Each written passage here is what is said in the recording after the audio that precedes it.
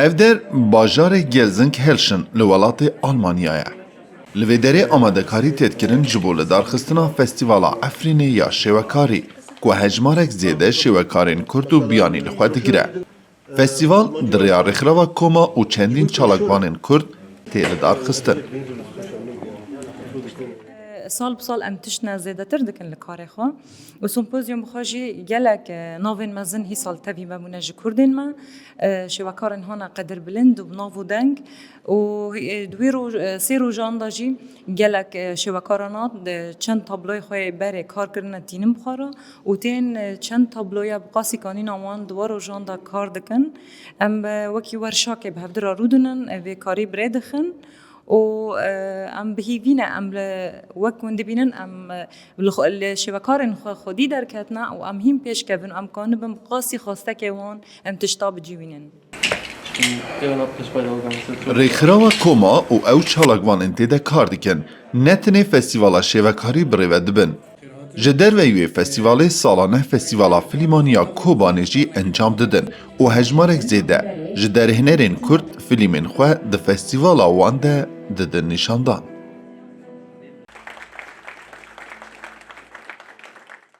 کار من نه تنه فستیوال عفرینه براستی کار من پر هنه کارن یعنی مزنن گیش ناسته کبلند فستیوال کوبانه یکی ابریل دا دست بیکر براستی و فیلم جی ما پر جمره هاتن زیاده تری صد ولاتی هی سال بشتار بون هر وها دا ویا ویجی د مها ایلول دا سپتامبر دا دقیقه اوجی سیروجن براستی هی سال زیاده تری صد ولاتی تیدا فیلم خواه بشدارن نهصد و سیزده فیلم گیشتنا میا ليه عفرین نه بس عفرینه عفرین همو کردستان Hunermendên Kurd jî di wan festîvalan da bejdar dibin û piştgiriyê didin wan. Wekê ku dibêjin, ew festîvalên wiha derfetên mezin in ji bo hevdîtin û hevkarîkirina wan kesên xwedî berhem.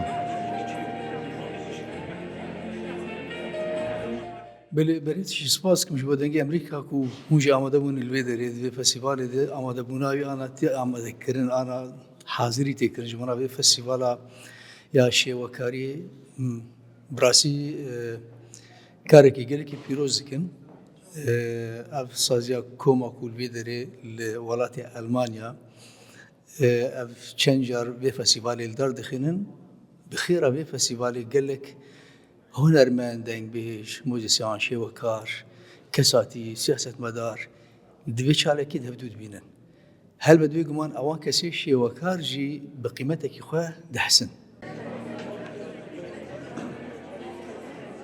Merasîm û festîvalên hevşêve dibine sedema nîşandana çand û kultur û berhemên edebiyên Kurdî di nava gelê biyanî da. Beşdariya gelek welatan di xulasiyên de nîşana serkeftin û pêşketina festîvalê bû. Yek ji armancên Festîvala Efrînê ya Şêwekarî ew e ku piraniya şêwekarên Kurd li çar hêlên Ewropa komîser hev bikin û bi hev bidin asandin. Her wiha bibe piştgiriyek ji bo şêwekarên Kurd ku bikarin zêdetir berhemên xwe pêşkêş bikin. Hamîd Mustafa dengê Emerîka, Gelsenkirchen, Almanya.